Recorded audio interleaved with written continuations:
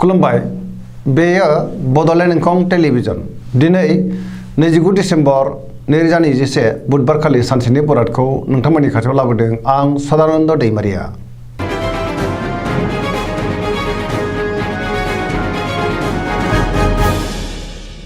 सिगां फरायनो लादों मेष राशि गिबि हांखो अ ल।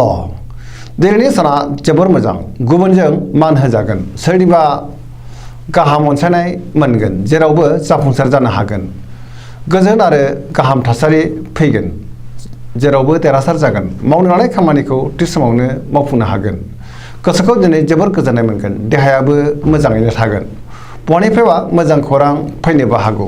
रांखावरियाव जोबोर मोजां, गोबां धोन आरजिनो हागोन, आयाबो बांगोन। बेफार फालांगियाव मोजां मुलाम्फा मोनगोन, सोरबा लोगोनि हेफाजाब मोनगोन। न'खराव दिनै बिसि फिसायनि गेजेराव अनलायनाय फैगोन, बिदा फंबायजों मोजां सोमोन्दो थागोन। बहाबा थांनांगौब्ला दिनै जोबोर मोजां आरो मोजाङैनो हान्थिनोबो हागोन। गुबुननि गोसोखौ गोरलैयैनो बोनो हागोन, गोसोनि बोलोआ बांगोन, समाजाव मान मोनगोन। लाइमोनफोरा मोजां खौरां मोनगोन, गोसोआबो दिनै जोबोर रमान्टिक जागोन आरो गावबा गावनि गोसोनि साननायफोरखौ फोरमायलायनोबो हागोन। पजिटिभ एनार्जिनि गोहोम गोग्लैगोन।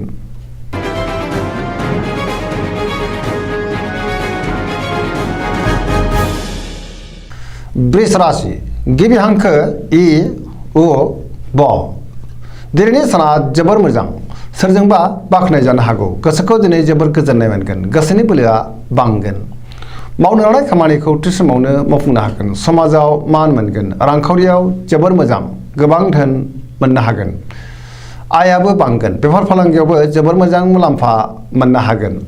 न'खराव दिनै बिसि फिसायनि गेजेराव अनलायनाय फैगोन, बिदा फंबायजों मोजां सोमोन्दो थागोन, बिमा बिफानि बोर मोनगोन। देहाया दिनै मोजाङै थागोन, गुबुननि हेफाजाब मोननो हागोन। जायखि खामानि मावा मानो मोनफ्रोमबो खामानियावनो जाफुंसार जानो हागोन। लोगोफोरनि अनसायनाय मोनगोन, गोसोनि साननायफोरा मोगथाङाव जाफुंगोन। पजिटिभ एनार्जिनि गोहोम गोग्लैगोन। सेंग्रा सिख्लाफ्रा गावबा गावनि गोसोनि साननायफोरखौ फोरमायलायनोबो हागोन आरो गोसोआ दिनै जोबोर रमान्टिकबो जागोन। फरायसाफ्रा फरायनायाव गोसो दुंखांगोन आरो मोजां फिथाइ मोनगोन। पजिटिभ एनार्जिनि गोहोम गोग्लैगोन।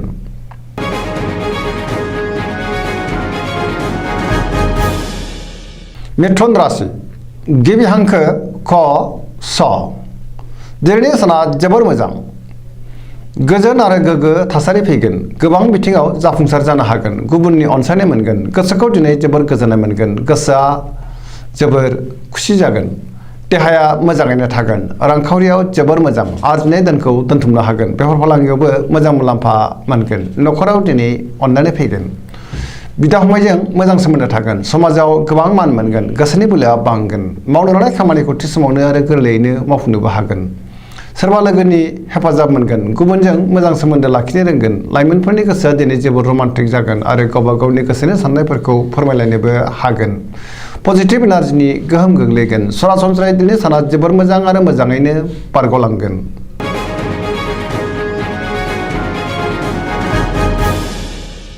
कर्कट राशि गिबि हांखो ड ढ ह।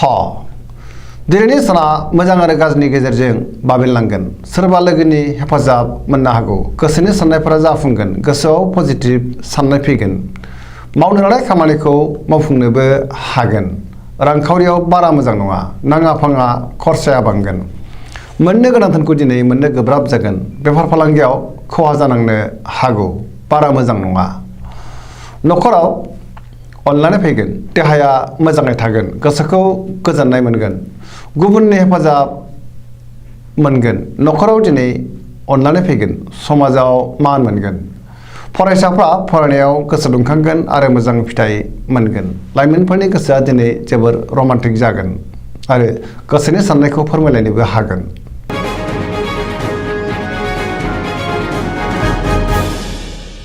सिंह राशि गिबि हांखो म थ। दिनैनि साना जोबोर मोजां, जेरावबो गोजोनै थानो हागोन। समाजाव मान मोनगोन, बयजोंबो अनजागोन आरो अनसायजागोन। गोसोआव गोग्गो आरो गोथों साननाय फैगोन। मावनो लानाय खामानिखौ थि समावनो मावफुंनोबो हागोन। सोरबा लोगोनिफ्राय हेफाजाब मोनगोन। बहाबा दावबायहैनो खाबु मोनगोन। रांखावरियाव दिनै जोबोर मोजां। नाथाय अब्लाबो खरसायाबो बांगोन। मोननो गोनां धोनखौ मोननो हागोन। बेफार फालांगियाव मोजां मुलाम्फा मोनगोन। गोसोनि साननायखौ गुबुननो फोरमायनो हागोन। न'खराव दिनै बिसि फिसायनि गेजेराव अननानै फैगोन। समाजावबो मान मोनगोन। गुबुननि गोसोखौ बोनो हागोन। देहाया दिनै मोजाङैनो थागोन। गुबुननि थाखाय गोबां मोजां खामानि मावनानै होनोबो हागोन। बहाबा हान्थिनो एबा दावबायनो खाबु मोननो हागौ। पजिटिभ एनार्जिनि गोहोम गोग्लैगोन।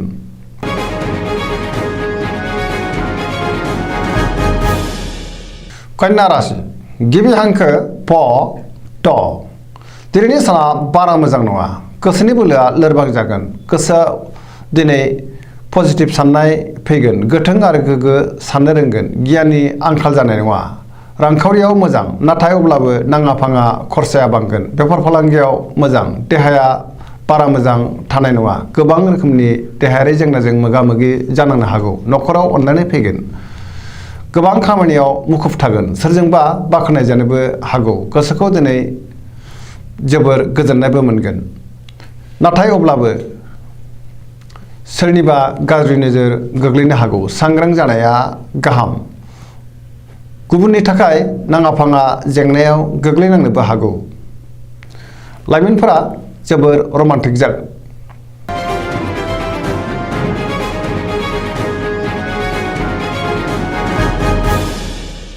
तुला राशि गिबि हांखो र ट। दिनैनि साना जोबोर मोजां। गोसोनि साननायफोरा जाफुंगोन। गोसोनि साननायखौ गुबुननो फोरमायनोबो हागोन। मावनो लानाय खामानिखौ थि समावनो आरो गोरलैयैनो मावफुंनो हागोन। देहाया मोजाङै थागोन। रांखावरियाव जोबोर मोजां। आरजिनाय धोनखौ दोनथुमनो हागोन। मोननो गोनां धोनखौबो मोननो हागोन। न'खराव दिनै बिसि फिसायनि गेजेराव अननानै फैगोन। बिदा फंबायजों मोजां सोमोन्दो थागोन। समाजावबो गोबां मान मोनगोन। बेफार फालांगियाव मोजां मुलाम्फा मोनगोन। गुबुननि गोसोखौ बोनो हागोन। लोगोफोरनि हेफाजाब मोनगोन। गोदान थांखि लानो रोंगोन। सेंग्रा सिख्लाफोरनि गोसोआ दिनै जोबोर रमान्टिक जागोन आरो गावबा गावनि गोसोनि साननायखौ फोरमायलायनोबो हागोन। पजिटिभ एनार्जिनि गोहोम गोग्लैगोन। फरायसाफ्रा फरायनायाव गोसो दुंखांगोन आरो मोजां फिथाइ मोननोबो हागोन।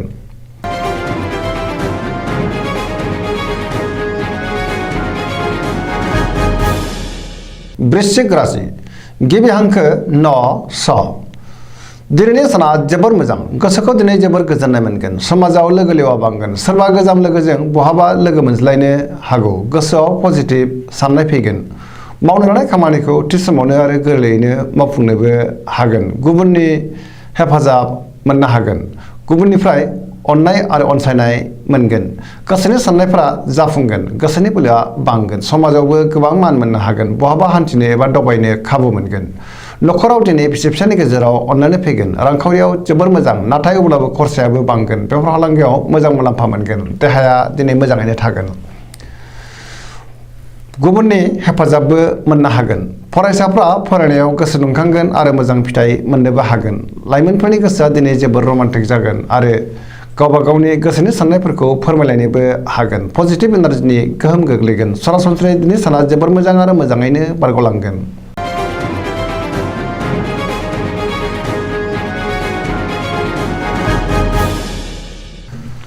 धनु राशि गिबि हांखो ध फ भ। दिनैनि साना बारा मोजां नङा। गोसोआव नेगेटिभ साननाय फैगोन। मावनो लानाय खामानिखौ थि समावनो मावफुंनो गोब्राब जागोन। गोसोनि साननायफोरा देबार नांगोन। रांखावरियाव मोजां, नाथाय अब्लाबो खरसायाबो बांगोन। मोननो गोनां धोनखौ मोननो हागोन। बेफार फालांगियाव मोजां। समाजाव मान मोनगोन। देहाया दिनै मोजाङैनो थागोन। न'खराव बिसि फिसायनि गेजेराव अननानै फैगोन। बिदा फंबायनि हेफाजाबखौ मोननो हागोन। बहानिफ्रायबा हरखाबै मोजां खौरां फैनोबो हागौ। लाइमोनफोरनि गोसोआ नाथाय जोबोर आला खाला जागोन। नेगेटिभ एनार्जिनि गोहोम गोग्लैनो हागौ। सांग्रां जानाया गाहाम।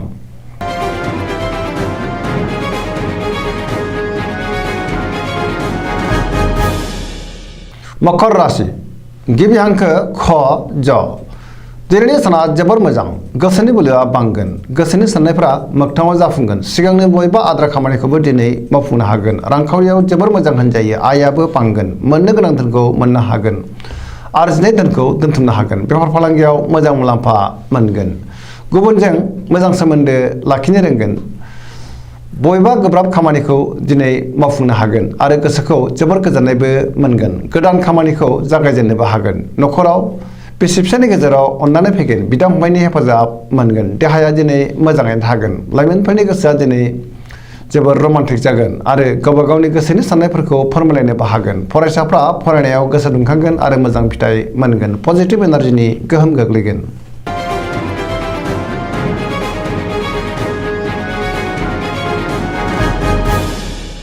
कुम्भ राशि गिबि हांखो ग स स दिनैनि साना जोबोर मोजां गोसोआव पजिटिभ साननाय फैगोन गोसोखौ दिनै जोबोर रमान्टिक मोनगोन मावनो लानाय खामानिखौ थि समावनो आरो गोरलैयैनो मावफुंनो हागोन बहानिफ्रायबा मोजां खौरां फैनो हागौ समाजाव गोबां मान मोनगोन गोबां मुंदांखा सुबुंजों लोगो मोनज्लायनो हागौ रांखावरियाव दिनै जोबोर मोजां देहायाबो मोजाङैनो थागोन बेफार फालांगियाव मोजां मुलाम्फा मोननो हागोन गुबुननि हेफाजाब मोनगोन बिमा बिफानि अननाय आरो बोरखौ मोननो हागोन बहाबा दावबायहैनो खाबु मोननो हागौ नाथाय अब्लाबो लामा सामायाव हान्थियोब्ला सांग्रां जानाया गाहाम पजिटिभ एनार्जिनि गोहोम गोग्लैगोन सरासनस्रायै दिनै साना जोबोर मोजां आरो मोजाङैनो बारग'लांगोन।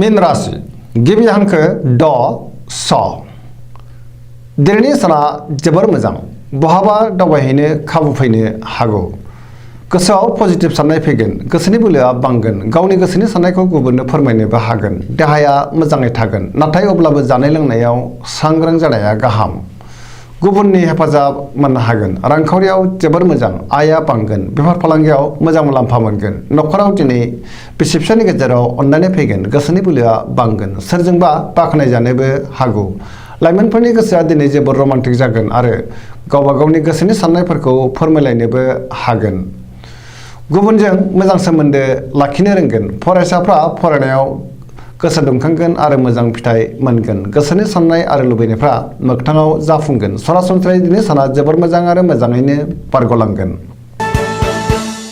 दिनैनि राशि फरायथिनाया एसेनोसै जोबनायाव बेखौनो खावलायो जाहाथे नोंथांमोना सानफ्रामबो जोंनि बे बड'लेण्ड इंखं टेलिभिजनखौ नायबाय थायो आरो साबस्क्राइब खालामो लोगोसे लाइक खालामो आरो शेयार खालामो एसेनोसै गोजोन्थों।